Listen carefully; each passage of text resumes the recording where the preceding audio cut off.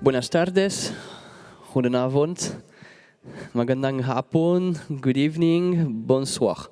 Alors on va rester sur du français, je pense qu'on arrive à la fin de la journée, on va faire une langue qu'on comprend.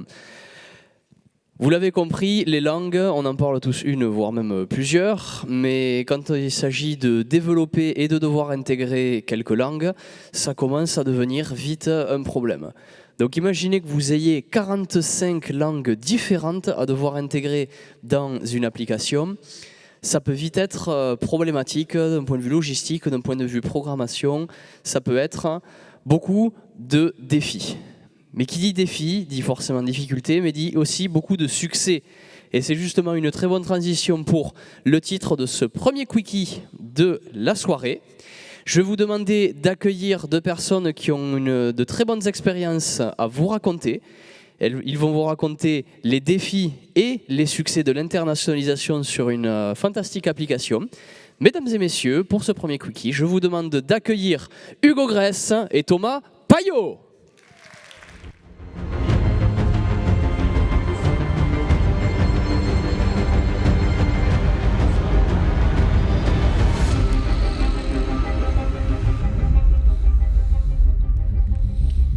Ok, bonjour à tous. Bonjour. On va vous présenter donc les défis et les succès de l'internationalisation d'une application dans le cadre de l'application Plantnet. Bonjour, je m'appelle Thomas Payot, je suis ingénieur front-end donc à l'INRIA et je m'occupe de la version web de Plantnet. Et donc je m'appelle Hugo Grèce, je travaille avec Thomas, mais sur l'appli mobile en React Native, donc sur Android et sur iOS, depuis quelques années. Donc Plantnet, un peu de contexte, pour ceux qui ne connaissent pas, c'est une appli pour identifier des plantes. Donc vous êtes dans votre jardin, en randonnée, vous prenez une photo d'une plante et ça va vous dire les différentes espèces les plus probables par rapport à la photo que vous avez prise. Le but final de l'application, en fait, c'est de faire une grosse base de données mondiale sur la biodiversité des plantes à des fins de recherche et purement scientifiques pour suivre le changement climatique, sur l'arrivée d'espèces invasives en fonction des territoires, etc. Et donc l'application, aujourd'hui, on a 25 millions d'utilisateurs. Elle est gratuite, il n'y a pas de publicité, il n'y a pas de paiement dans l'application. Et c'est en grande partie financé par les instituts de recherche dans le monde et par les dons. Ce qui fait qu'on arrive à voir, donc vous avez la carte ici, des plantes avec leur géolocalisation, pas mal de territoires couverts, mais il y a encore pas mal de trous quand même. Donc du coup, toutes les données sont à Montpellier, l'équipe est à Montpellier, et les serveurs sont à Montpellier. Il n'y a pas de cloud provider qui est utilisé en dehors de Google Maps. Quand on parle de langue dans Plantnet, aujourd'hui on a 50 langues. Ça commence à faire un peu par rapport aux applications dont on gérait avec Thomas avant. Et on peut se demander, c'est quoi la finalité d'avoir 50 langues? C'est quoi le but vraiment d'avoir autant de langues dans une application? Le premier point, c'est juste rendre l'application plus accessible. On sait que la moyenne d'âge des gens qui utilisent Plantnet, elle est assez élevée. C'est assez souvent une population qui parle une seule langue. Et rien qu'avoir l'application dans leur langue natale, ça va juste les aider à comprendre l'application, à l'utiliser et en vrai à revenir aussi derrière. Parce que si l'application elle est dans leur langue, ils vont pouvoir revenir et du coup encore faire plus de données sur les plantes à la fin.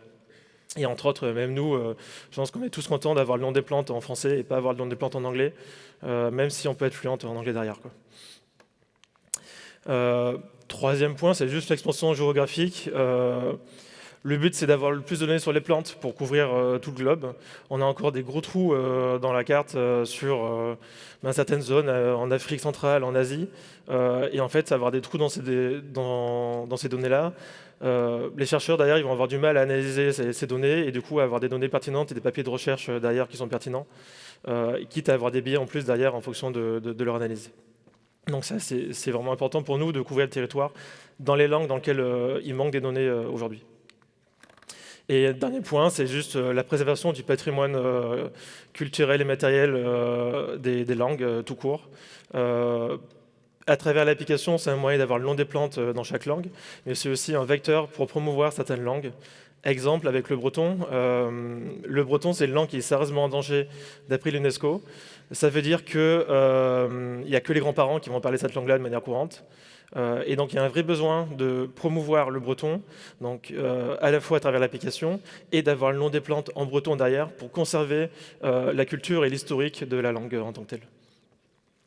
Donc le contexte est fait, je vais laisser la place à Thomas qui va vous expliquer comment on affiche tout ça dans l'application correctement. Donc techniquement, qu'est-ce qu'il faut faire pour passer une application en autant de langues, 50 langues? Le premier truc auquel on pense, c'est adapter les interfaces. Et la première chose qu'il y a à faire, c'est de voir qu'est-ce qui est impacté.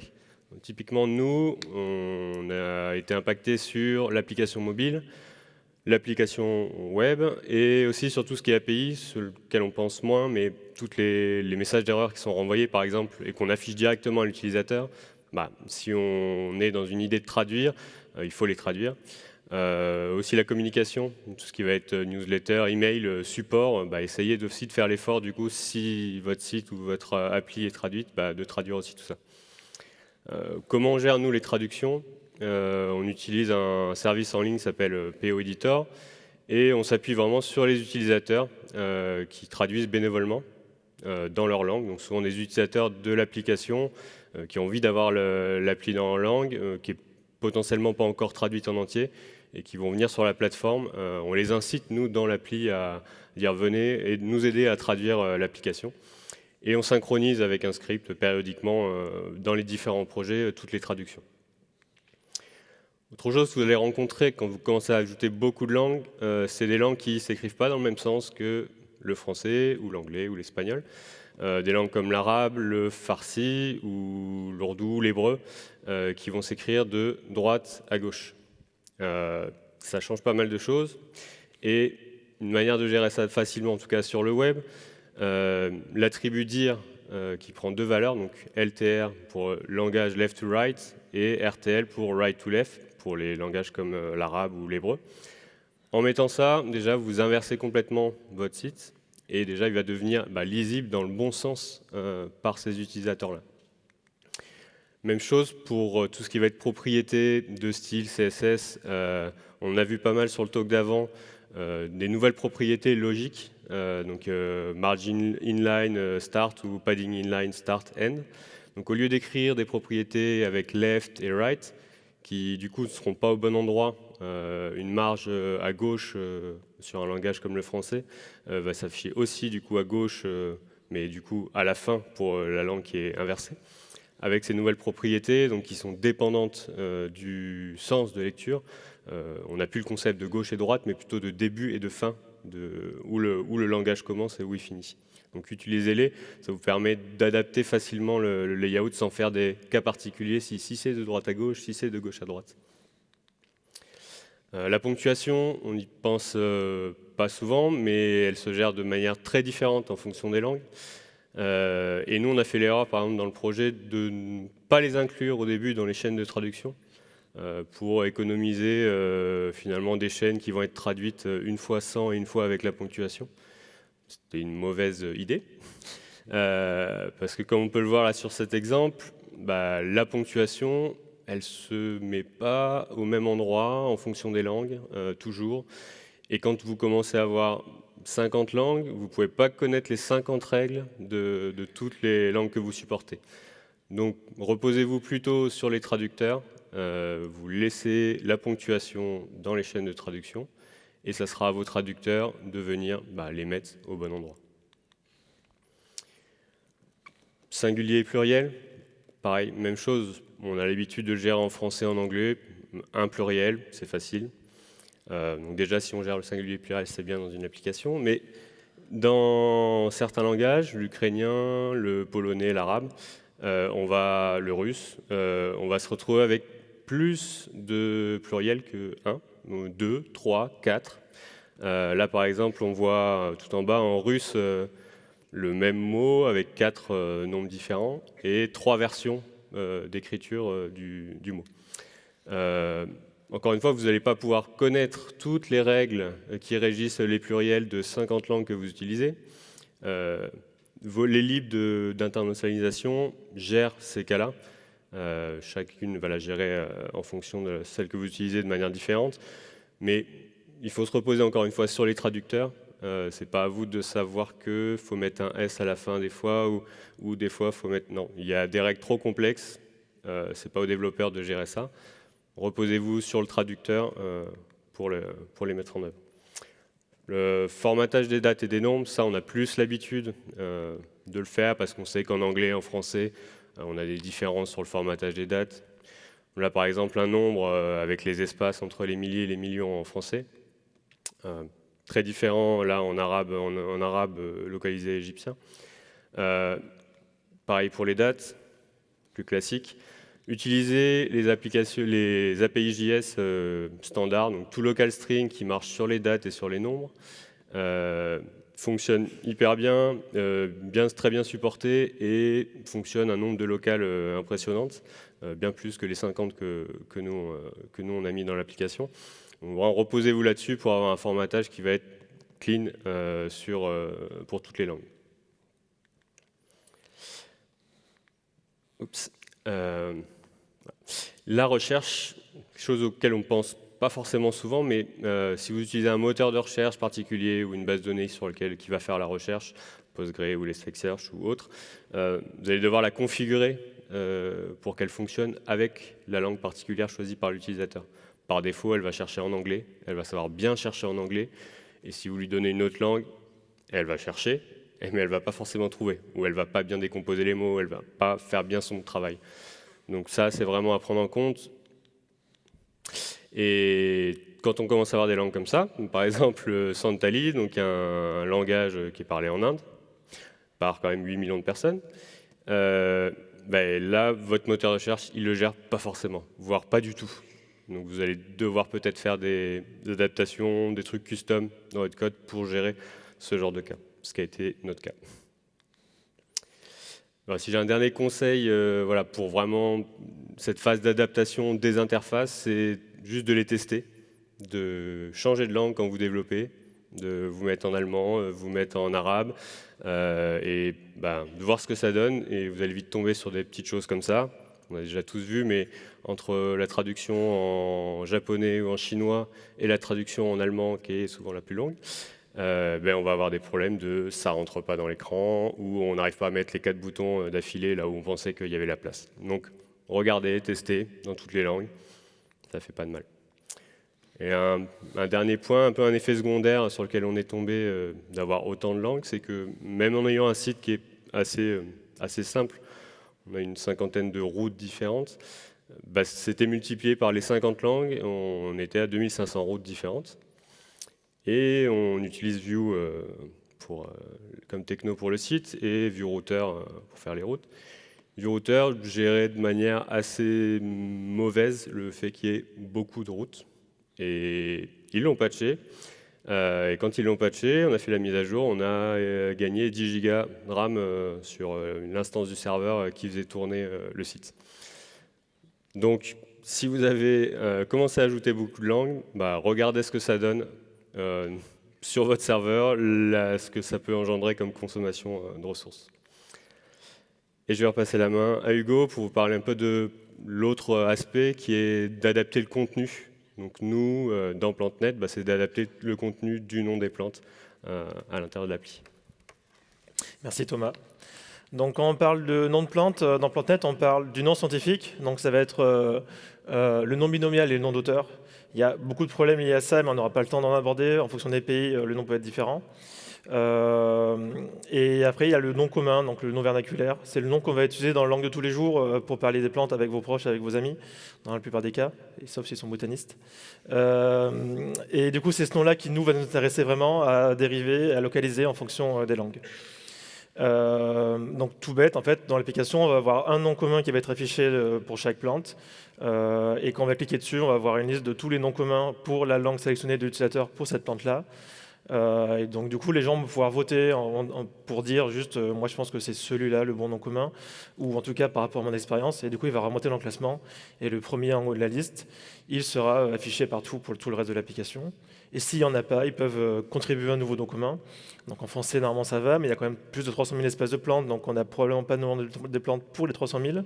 Et dans d'autres langues, le santali, par exemple, ou etc., où il y a des données importées de noms communs qui sont beaucoup moindres par rapport aux langues européennes. Là, du coup, c'est plus important de bien proposer à l'utilisateur d'ajouter des nouveaux noms communs quand il peut. Petit exemple, depuis fin 2022 qu'on a mis la fonctionnalité en ligne, elle est un peu cachée dans l'application quand même. On a eu plus de 449 000 noms communs et votes qui ont été contribués dans PlanteNet, avec une grosse saisonnalité forcément avant l'été.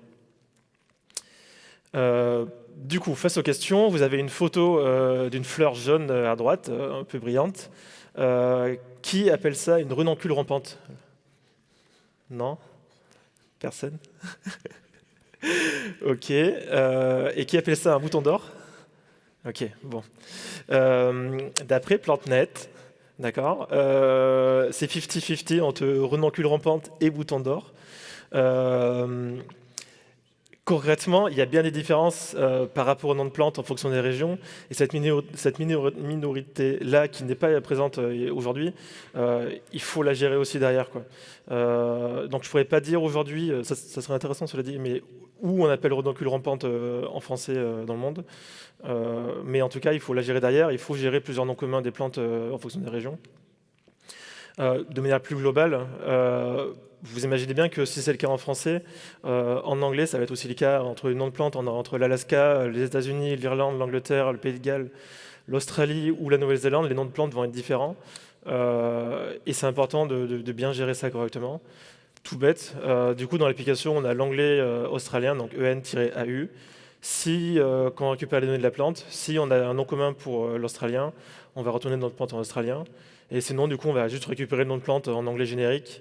Ou, si on n'en a pas, demander à l'utilisateur d'en contribuer un nouveau pour compléter les bases de données et pour que les prochains puissent directement voir le nom de la plante.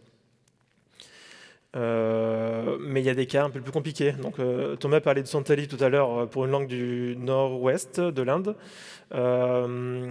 Comment on fait pour savoir quelle langue en fallback si on n'a pas de nom commun en Santali? Est-ce qu'on prend du coup le bengali? Est-ce qu'on prend l'hindi? Est-ce qu'on prend l'anglais? Ou est-ce qu'on prend encore d'autres langues indiennes? C'est compliqué d'y répondre. Dans l'application, quand on l'installe, du coup, il y aura dans la mise à jour qui va arriver avant Noël, le choix des deux langues principales concrètement. Donc la langue du téléphone et la deuxième langue que nous on pensera la plus proche par rapport à la langue qui est utilisée principale.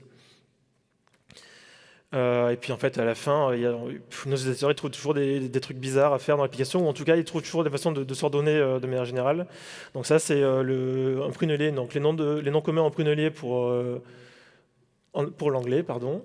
Il y a concrètement 49 noms communs pour le prunellier qui ont été soumis dans PlanteNet, et on voit qu'il y a une nomenclature qui commence à émerger tout seul par les utilisateurs, avec les parenthèses pour le code de la langue. Donc concrètement, est-ce qu'il y a des choses à améliorer dans l'application pour mieux gérer ça, ou pour que les utilisateurs comprennent mieux qu'ils sont bien en train de contribuer un nom de plante en anglais et pas un nom de plante en espagnol, en allemand, en italien? Oui, il y a des choses à faire. Dans ce cas-là, il y a encore une autre anecdote. Je ne suis pas sûr qu'on ait le temps aujourd'hui. Et il y a encore beaucoup de choses dont on aimerait discuter avec Thomas. En 20 minutes, c'est un peu juste. Il faut pouvoir gérer les fonds de carte correctement. Donc, ça marche très bien pour le français, l'allemand, l'espagnol, etc. Mais un fond de carte en breton, un fond de carte en occitan, c'est disponible via la communauté d'OpenStreetMap, via OSM. Mais il faut adapter le code derrière. Et c'est encore plus compliqué sur mobile où il n'y a que Google Maps qui est utilisé. Donc, du coup, il faut migrer sur OSM à terme pour mieux gérer tous ces fonds de carte-là différents et gérer toutes les langues qu'on a dans l'application. En faisant le talk avec Thomas, on s'est rendu compte qu'il y avait plein de problèmes dans l'application, enfin pas tant que ça, mais quand même pas mal, juste des fois c'est des choses qui prennent une demi-journée à corriger. Et le fait d'en parler, de mettre un œil dessus et un doigt dessus, je pense que tout le monde est assez grand pour arriver à trouver les problèmes et à les corriger. Et un dernier point, c'est juste, on est une équipe qui est toute petite. On s'occupe nous-mêmes du support email, de la doc et de répondre aux commentaires sur les stores. Et du coup, les gens s'attendent à répondre aux commentaires et à répondre aux emails dans leur langue natale, ou en tout cas dans la langue dans laquelle ils nous ont communiqué. Du coup, c'est un travail qui est assez long à chaque fois, passer sur DeepL ou passer sur Google Translate pour le catalan, pour répondre à l'utilisateur à chaque fois. Et il faut y penser, mais il faut adapter les outils aussi derrière en plus. Merci à tous de nous avoir écoutés. N'hésitez pas à donner votre avis via le lien au-dessus. Et je pense qu'on a droit à une question a priori. Merci. Merci.